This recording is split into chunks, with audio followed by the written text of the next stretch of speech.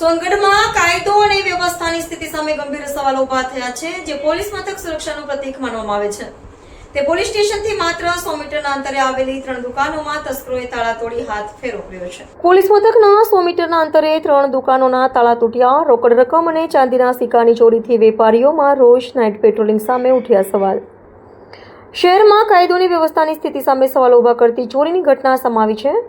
Songadh police સ્ટેશનથી માત્ર 100 metre દૂર આવેલા મેઇન રોડ પર અજાણ્યા તસ્કરોએ એક જ રાત્રે 3 દુકાનોના તાળા તોડી રોકડ રકમ અને ચાંદીના સિક્કાની ચોરી કરી ફરાર થઈ ગયા હતા.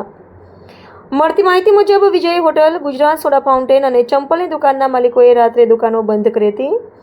સવારે દુકાન ખોલવા પહોંચતા શટરના તાળા તૂટેલા જોવા મળ્યા હતા. તપાસ દરમિયાન એક દુકાનમાંથી અંદાજે ₹5,000, બીજીમાંથી ₹7,000 તથા અન્ય દુકાનમાંથી પરચુરણ નોટો અને પવિત્ર ચાંદીના સિક્કા ગાયબ હોવાનું જાણવા મળ્યું હતું.